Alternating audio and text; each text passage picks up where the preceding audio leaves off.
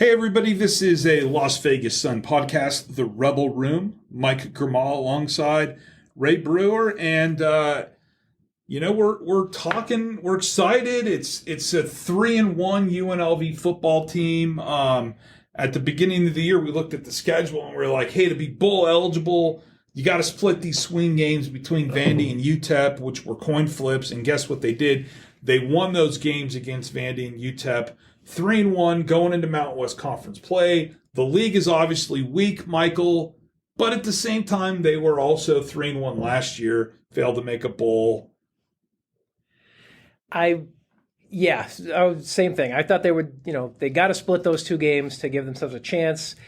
I actually, when I picked before the season started, I had them losing both of those games. I had them 1-3 in non-conference. So to be 3-1, I mean, they are so far ahead of track, and the way the schedule is shaking out, they've got a huge opportunity here. How quickly do you want to get into? They won those two games with their backup quarterback, and how quickly do you want to get into the quarterback situation here?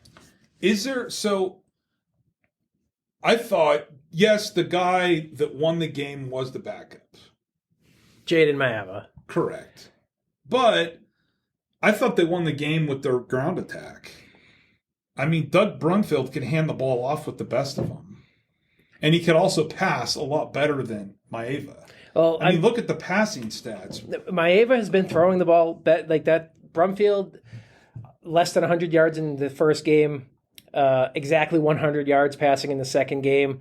No touchdowns. He did throw an interception, a pick six early against Vanderbilt. I mean, the passing game was struggling when he was in there. Now, granted, that's the first couple games of the season. One of them's against Michigan. They were going to get smashed up there no matter who was playing quarterback. So it's a very small sample size. But Maeva came in and won two games and played fine, is what I would say. He played fine. He made one extraordinary pass to win the Vanderbilt game with 20 seconds left when he threw that deep ball.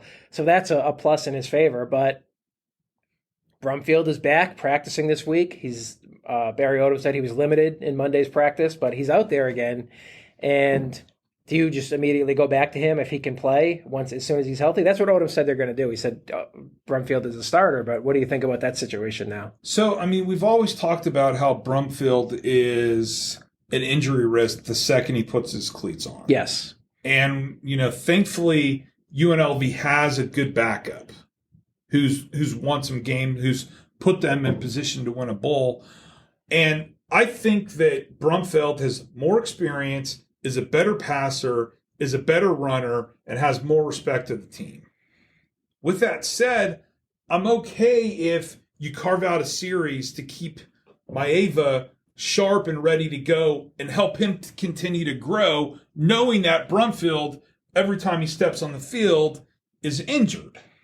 So Brumfield's passing was bad. And yes, Maeva has won games. But I think that Brumfield has such a more intimate knowledge of the offense, and the playbook is so much more diverse with him than with Maeva. And I don't think you and me could be quarterbacks against the next three teams, and they'd have a chance. Well, especially Reno. Reno is the worst team in America. But honestly, the fact that they are coming up on three extremely beatable teams in a row is kind of what would be stressing me out if I was a UNLV fan, because it's one thing if you say, okay, we're going to bring Doug Brumfield back against Boise State. And it's like, okay, you're probably going to lose that game, but you'll get a chance to see if Brumfield is back and if the offense can play well with him, and you're not really risking much. But to bring him back this week against Hawaii, a game that you should win 9 out of 10 times, if he comes back and he's not good for the first 3 or 4 drives and you put yourself in a hole, now you're like, you have something to lose. Or if you bring him back and against Reno in the same thing, and it's like, that's a game that you should walk to an easy victory. But if the quarterback is struggling because he's just coming back from an injury, it's like you're kind of putting those games in play when you don't need to necessarily put them in play. That would be my big concern. So it's kind of counterintuitive, but to bring just the fact that they have 3 extremely winnable games coming up would make me somewhat leery of making a move at quarterback. But I do think Brumfield is going to start as soon as he's healthy. For one of the rare times in our lives, you're playing the short game, and I'm playing the long game. Mm-hmm. I just think that UNLV, not only do they have a chance to go to a bowl, they're going to be 6-1, 3-0 in league going into that October 28th game at Fresno. So they got live action for like first time in my life in conference. Literally in my life, Mike. It could very well happen. They could be 3-0 in the Mountain West 3 weeks from now, 4 weeks from now. Doug Brentfeld gives you a chance to be the Mountain West champions. Jaden Maeva gives you a chance to win game to barely inch by and win games in the fourth quarter. Doug Brunfeld he's been the guy, the driver of the Cadillac for 6 months. He knows, Michael, he knows the offense inside and out. It's like cooking. Brumfield right? and Maeva, it's a new offense. They've both been in it the same length of time. It's just Brumfield has had so many more reps because he was the only guy getting reps in training camp because he was the starter throughout the offseason. So there is a rep differential. When you talk about the long game, I am normally very conservative when it comes to quarterback situations. I never want to make a move at quarterback unless I absolutely have to, because you only get to make one move at quarterback before you lose the team. Like if Barry Odom comes out tomorrow and says, Jaden Maeva is the man, he's won the job, we're going with him at quarterback, and then he throws in a clunker against Hawaii and Reno, you've already done the move. You can't pull the switch again and say, well, we're going to go back to Doug Brumfield. Then you've lost it. You've lost the thread. There's no conviction behind your beliefs in your quarterback. So I'm with you. You can don't make that move now. Kick the can down the road. Stick with Doug Brumfield. I'm all about it.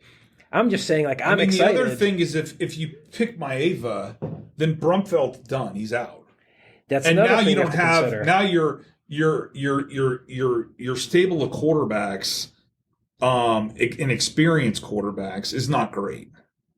Right? Maeva is basically, in his first 2 college games. But a very good prospect in his own right. Like he's a guy who could, if Brumfield were to leave, or if they were to have an open competition next offseason, I could see Maeva beating him out, and winning that job. He's also a very good prospect. Turned down Auburn on National Signing Day to stay at UNLV. And that's why I'm okay with UNLV baking in a series for him to play. Right? You've got something there. You're going to develop the guy, right? You have to. He's the way he's looked the last 2 games. You can't put him on the bench. So I think there needs to be a timeshare where Brumfeld's still your guy. He's going to roll out there and start, but maybe like the 4th series, you bring Maeva in there. Yeah. Now it's awful if UNLV goes 3-and-out, turnover, and then Maeva comes in 80-yard touchdown. Which was the entire Vanderbilt game that you're describing, where they down 17-0 with Brumfield, and then Maeva comes in and hangs 40 on them. So it's more complicated than you would hope at this point. But are we pretty much all? They're going to be 6-1 a month from now after these next 3 games. Are you ready to give them all 3 of these games coming up? We've lived through Howard and Southern Utah, so nothing is a given with this program. If we've learned anything over the years is that they don't win games they're supposed to, historically.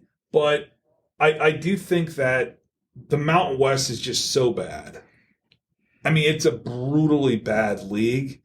And if you look at UNLV's schedule, in addition to the next 3 games, right? Colorado State, which nearly beat Colorado. I don't know if that means anything. Reno, who's bad. We've already established that. Hawaii, which the game's here. Hawaii did beat UNLV last year. Hawaii beat New Mexico State last week. But then it's at New Mexico. What a great, at Fresno, at New Mexico, Wyoming here, Air Force, at Air Force, and San Jose here. I mean, Air Force is a loss. They're going to lose that game. They lose it every year. Fresno, that's a loss. Why as well, is Air Force a loss? Because, you know what? We haven't seen Barry Odom try to stop that rushing attack. So maybe there's something different. I'm just going by my experience the last 5 times, however many times I've played. UNLV has not even come close to making that game competitive. So I'm just in my head, that's a game I marked down. They beat him at Air Force Bobby's year to go to a bowl game. And then, but the rest of those games, you're in the mix now. So if I were to tell you, I mean, just you're making Air Force sound like they're Georgia. they are. That's what UNLV makes them look like. I don't make them sound like that. UNLV makes them look like it. But if I were to tell you right now, you can either play these next 3 games in real life, or I can just give you 2-1 and you can just take it. What are you going to do? Are you going to take 2-1 and put it in the bank, or are you going to try to play out these 3 games? Who's the one? I'm just because I'm old school. I'm a Vegas native. I don't care if they go to a bowl game. You want them to be real. I don't care if they win the league. I don't care if they win the national championship. I want that cannon red. Okay, so on campus. That's all I care about. So I'll tell you, I could tell you they'll lose to Hawaii, they'll win the next 2 after that, or you can play all 3. I would take that. You take the 2-1. Give me the guarantee. And then you only got to win. Then you only got to win 1 more game. So give me the guarantee against. You don't understand because you're not from here. You do not understand the hatred between the North and the South and how important that game is. You can't. I don't care if UNLV would go 11-1 playing the Rose Bowl, and the one would be Reno. I couldn't sleep with myself. It's just. You got to understand what makes the state tick. Okay, this is our rivalry. Yeah, the Reno people it's not are so imbued arrogant. in me in it's that so way. Damning, Michael. I can't explain It's not imbued in me in that way. I'm smiling because you said, that you don't care if they're 11-1 and in the Rose Bowl, and I'm thinking a month from now that could still be on the table. I would love that. Rose Bowl's like the greatest thing of all time. I'm sort of I'm just beside myself. I did not in a million years expect them to be 3-1. But let me ask you this: why is it working? They are so well coached compared to previous teams. They are good on special teams, which is the craziest thing that I think no one could have seen coming. Their kick returns, their punt returns, their kick coverage, their punt coverage. I think they have 1 kick return that they gave up, a big return. But, they blocked 2 punts the last 2 games. I mean, one of them was just a flub outright on the opponent. But that's, flipping field position like that, getting turnovers on special teams, big returns. They're actually good on special teams just because of coaching and personnel. The defense, I still don't know if they're good, but they make a lot of plays. They play a risky style. They are very aggressive. I think that's what people have been asking for years. It's UNLV is pretty much, they're going to be at a talent deficit on defense. But one thing Barry Odom, I think, has said, what good is it for us to play safe on defense and just let opponents chew us up? Let's at least do something on our own terms, introduce a little chaos into the proceedings. Let's blitz 6 guys. Let's blitz 7 guys. Let's send Dre Williams off the edge on 4 out of 5 passing plays. And let's just see if we can create some big game-changing plays. And that's what they've been able to do. So I like that approach. Offense, still a work in progress. You can see the outline of it with that go-go, especially the last game against UTEP. 300 rushing yards. There were times they were getting up to the line quick. No huddle, snap it, running backs substituting in and out. They're rotating guys. Everyone's fresh. They're breaking off chunk plays. That's what it's supposed to look like. So all those 3 things coming together. And then finally, just the coaching. The sideline is well run. They usually have all their timeouts when they need them at the end of games, at the end of halves. They don't screw up the clock. Not a lot of procedure penalties. They did get penalized 9 times against UTEP, but that's for late hits and roughing and pass interference, stuff like that. But it's just they play a pretty clean game most in general. So I think coaching and just they know what they want to do. They've carved out a plan and they're following it. And to me, that's impressive because we've seen them just be helter-skelter, no plan under Arroyo for the past 3 years. Yeah, I just think that you hit Barry Odom, SEC experience. He gives an air that he knows what he's doing. Correct. And you get, in that sense, comes through watching them play. Just the way, like I said, the sideline is organized. They get plays in, they get plays out. He seems like a guy who's been a head coach and knows what he's doing. Yeah, and it's really worked out. I will say, and I think I might have told you this on Sunday, I'm a little shocked because Odom is such a defensive guy. The amount of points they've given up. They're a bad talent-wise, and you can tell they don't really have. If they line up one-on-one, those men are going to lose most of their matchups across the defense. That's why you see them get kind of crazy with 6 defensive backs and the cornerback blitzes and 2 cornerbacks blitzing, and they're just trying to. Basically, it's a kitchen sink defense We've got a bunch of parts. We're just going to throw the kitchen sink at you for 60 plays and hope that 2 or 3 of them, something crazy happens and the ball lands in our hands and we get a turnover. That's the approach I think they're taking on defense. Now, Barry Odom's never going to say that, but I think that's kind of what the broad strategy is. So the defense, not good, but opportunistic. Yeah, so one hiccup historically with the program's always been they're not winners, right? This program has never been to consecutive bowl games, only 5 bowl games all time. Haven't been to a bowl game since that magical run with Bobby Houck. What happens when they need to win a game? Like when the pressure is on. Yeah. And it'll be interesting. The one thing you can take some solace in is like they've been in 2 close games so far. They came back against Vanderbilt. They showed great resolve in that game. They fell down 17-0. The quarterback gets knocked out. You're thinking, okay, here's reality. Yeah, here's the Rebels we love. Yeah, here, this is the way it's going to go. And they came back and won that game. And then they overcame some late mistakes. They made the big plays to win it. And then against UTEP, they were in control for most of the game, but there were a couple times in the fourth quarter where UTEP cut it to a single score, and you're thinking, UNLV goes 3 and out here. This game is going to get really interesting. And they never did. They did what they had to do to win the game. They made plays when they had to. They weren't panicked.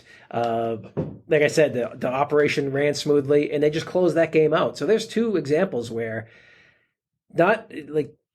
they had to win games. They had to do something to win it. It wasn't just a blowout where they're rolling over an inferior opponent. And they came through both times. So maybe the mentality is changed. Maybe they're a little bit more resolved when it comes time to win it. I mean, the best case scenario would be just to win the next 3, become bowl eligible, and then you don't have to worry about like the clock ticking down towards the end of the season. And of course, the gift of being bowl eligible is you get all these extra practices to continue to grow, to continue to get your players for a longer season, which is an advantage that UNLV's never had, and arguably part of the reason why they've never been able to develop the program is because every 3 or 4 years, not only are you not having those extra practices, you're also looking for a new coach. So then the following spring, instead of building off of the playbook and continuing to evolve from the previous fall, you're now, we've got a new coach, we've got a new formation, we've got to get used to a new voice. And it's this vicious circle that never ends. And now you get bowl eligible, say you get an extra 10 practices, right? Then you go away for the holidays, and then you come back almost instantly and you start your off-season lifting. And then you get spring ball, and you're building off of what's happened. And then maybe one bowl. I mean, first year of a coach and you're going to a bowl, and with a crappy defense, and the league you're in is historically awful. This is this could be the greatest era of UNLV football. And it goes back to, okay, this is, Allegiant Stadium, the training complex, like all of the dominoes are in place after all of these years for UNLV to finally pull its stuff up in football. Does it worry you at all that we were pretty much in this exact same spot last year when they were 4-1? And they had just beaten Utah State on the road, and it looked like they were going to sail into a bowl game, and everything was looking great, and then it just completely imploded. Are you a little bit worried that we're here again, or do you think like the new coaches have a much better grasp on that, and you're not, I mean, of course, it's you can't help but to look at the parallels, right? I mean, similar record, confidence in yourself. I mean, I remember thinking to myself last year, like, God, if they go to a bowl game, that could be the worst thing that happens to the program because then you're stuck with Marcus Aurora, right? Yeah. I had such a low opinion of him because he didn't recruit locally. And I was even worried that if they won, then you'd kind of be stuck with him, right? Bobby was going to get fired, and then Caleb Herring got hot, and next thing you know, he gets 2 more years. Well, that sucks because they fire him after the first of those 2 years, and they got to pay him for the second year. And I think there's the fact that this is this guy's first year and he's well liked, and there's a level of competence in him, I think makes the difference. Yeah, and it's you just mentioned the local recruiting thing. That's one thing where they've been like way ahead of the curve. The last home game against Vanderbilt, they had like hundreds of high school recruits in the stands. This week, another big when they're hosting Hawaii. I think he was talking in his Monday presser. It's another triple digits prospects going to be on hand for that game. They're really bringing local kids out to see these games. So that's part of the whole trying to break that cycle. And the local kids they're getting are like really legit players. Like the tailback from Desert Pines is really good. Yeah. So I feel like I also feel like we got to give credit to Eric Harper, the athletic director. He's a good hire. He made a really good hire. He brought somebody in who was stable, and I think we've given this analogy before on the podcast, but and I don't know if it's your analogy or if I got it from somebody else, but this is not me. But it's like he got the job, and Eric Harper called him into the office on the first day and was like, "Listen, I'm holding up a piece of paper. I know nobody could see it, but it's like, here's how the other guy screwed up. He didn't do this. He didn't do that. He didn't do that. He failed to do that. He embarrassed us here. And guess what? Take this paper with you. Tape it to your desk. Don't do this. Here's a playbook of what we want you to do." And the next thing you know, Barry Odom's giving tours to Girl Scouts in the Fertitta complex. Yeah. I mean, it's that big of a flip. And, you just every time UNLV gets a coach, I'll go with Mike Sanford, who I've grown to really appreciate because he's coaching now high school at Faith Lutheran, right? Mike Sanford was Urban Meyer's OC at Utah when Urban had Alex Smith and they blew up. And my initial thought was like, wow, great hire by UNLV. Comes in, initial press conference, calls Reno the team up north. I'm like, oh, this guy's great. I love this guy. Yeah, name my first kid Sanford, right? And I'm thinking to myself, what happens when he builds this UNLV into a monster and we lose him? I'm already thinking we're going to lose the guy, right? And then he goes and we get Bobby. And Bobby was like all world at Montana, right? Might have won a natty, got to the natty game every year, won the Big Sky 83 straight times. And I'm thinking, and Bobby comes in, he's got those beautiful blue eyes, and you're looking at him and you're like, oh man, this guy's going to flip it around. He can recruit, blah, blah, blah. What's going to happen? We're going to lose the guy to UCLA, right? Because he was an assistant at UCLA. Okay, well, never worked out. Tony comes in. I love Tony. That's my guy. I watched him turn Gorman into a team that lost to Palo 50-14 to a team that won a national championship in high school. I'm like, oh, Tony's going to get this thing done. He's got the blueprint. He's got his new era. He's going to get the new facility. And I'm like, God darn, it's going to suck when Tony breaks up with this. You know what I mean? And then Marcus comes in, and right, it's this, Oregon's offensive coordinator. He was Justin Herbert's right-hand guy. He's up and coming. He's young. He slings the ball around. His concepts are great. He wears Air Jordans. That's our guy. Oh my God, what's going to happen? This guy wants to get back to the Pac-12. I can see him taking the Cal job like in 2 years. Quick flip. Tony had him a play away. And it never happened. And now here we are. We finally got a guy who might be able to do it, right? Yeah.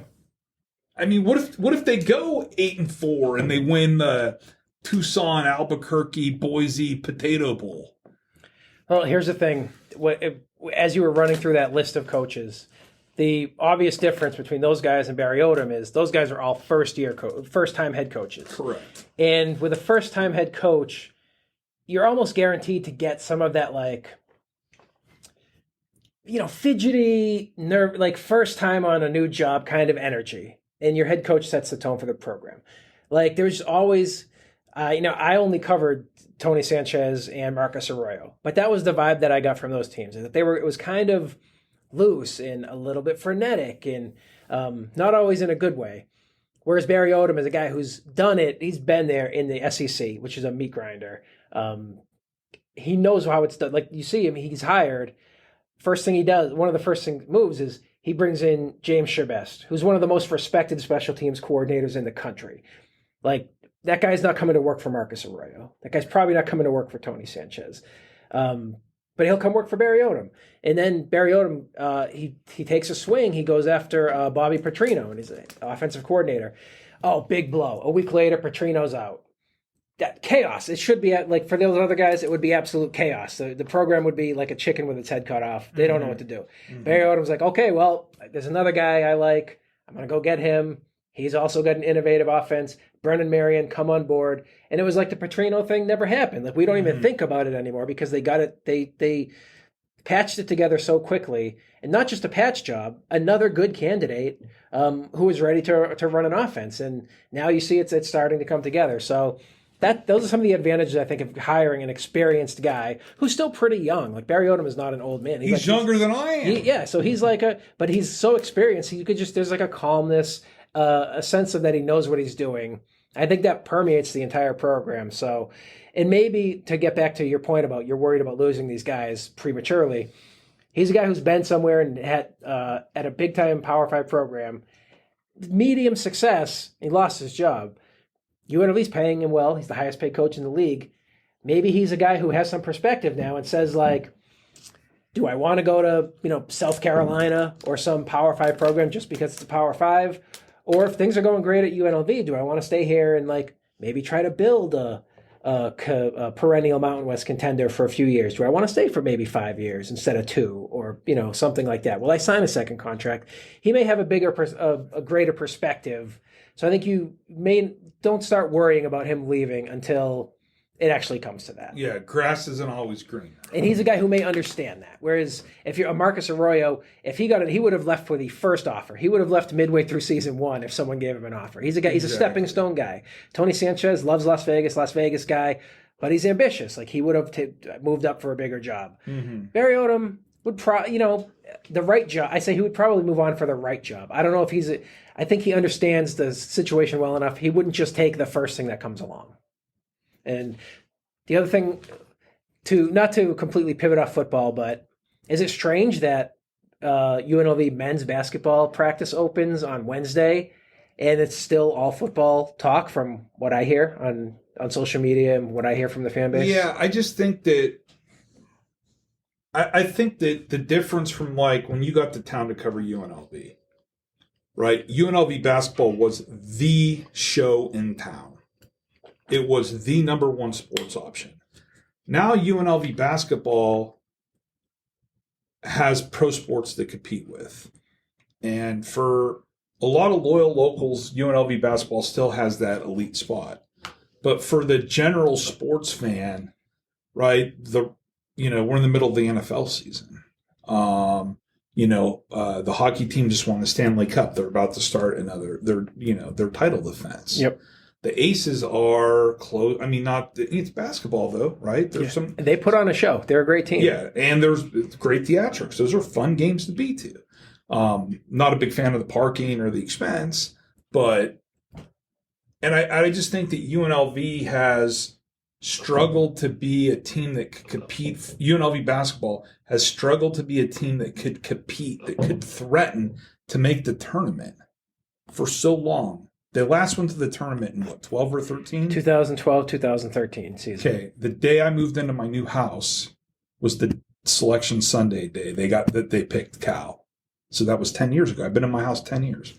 Right? So I just think that as each year's kind of passed, people have gradually lost interest, or they still have interest, but it needs to be rekindled a little bit. And then you look at the team they've brought in this year. Like, I talked to one of the players who's a local, and he's like, I'm like, hey, how's it going? His initial response is like, we're going to win the league. That's literally what he said. Like, those people that they brought in, the Boone brothers, Jalen Hill, right? Paying for Deadon Thomas to reclassify, right? They paid him to reclassify, right? Yeah. Not directly, but you know what I mean. He's got that big NIL deal. Whatever. Somebody paid for him to reclassify. This team is all in this year to win 25 games, to win the Mountain West, to get to the NCAA tournament, and not just be a one and done there. They're all in. This is the best UNLV team. Justin Webster stayed. He brings a ton of experience. Great sixth man, fifth-year senior. Luis Rodriguez, fifth-year senior. The Boones, all their guys have 5-6 years experience, except for DJ Thomas, who's a 4 or 5-star prospect. So I mean, they should be loaded in terms of the Mountain West. Do I love the schedule? No.